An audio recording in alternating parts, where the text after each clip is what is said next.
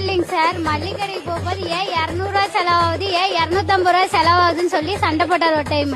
நான் என்ன பண்ணிட்டேன், அடுத்த நாள் காலையில 6 மணிக்கு அவரே பைய கொடுத்து அனுப்பிட்டேன். ஒரு வாரம் நீ தான் போய் செலவு வாங்கணும், அதுல எவ்வளவு செலவாகுதுன்னு உனக்கு தெரியும். இவ்வளவு செலவாகுது, அப்ப விலைவாசி தான் ஏறிச்சு, அதுக்கு நீ என்ன பண்ணுவ அப்படின்னாரு. இனிமே உனக்கு பலகாரமும் வராது, எதுவும் வராது, இனிமே விலைவாசி தான் ஏறும் தவிர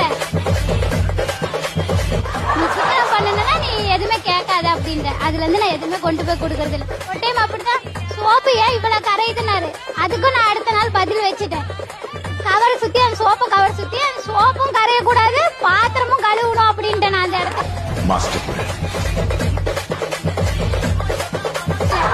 அந்த இடத்துல என்ன தெரியுங்களா சொன்னாங்க, கெமிக்கல் அதிகமா கலக்குறாங்க, அதுக்கு நீ என்ன பண்ணுவ அப்படின்றாரு அந்த இடத்துல.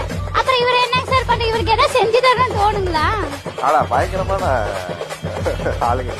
சோப்பு பிளாஸ்டிக் சோப்பு கரையாம இருக்கு. அப்படியும் பண்ணாரு சார். ஒரு டைம் கடையில் 2 பேருமே டைப் ரைட்டிங் தான் பண்ணுவோம், பேசிட்டு தான் பண்ணுவோம். ஒரு டைம் சும்மா தானே இருக்கேன், சரி நான் போய் சும்மா போய் இருந்து பாத்துட்டு வரேன், வீட்டுல போய் படுத்துக்கிட்டேன். பேசாம தூங்கி இருக்கலாம், நானே வந்து மாட்டிக்கிட்டேனே.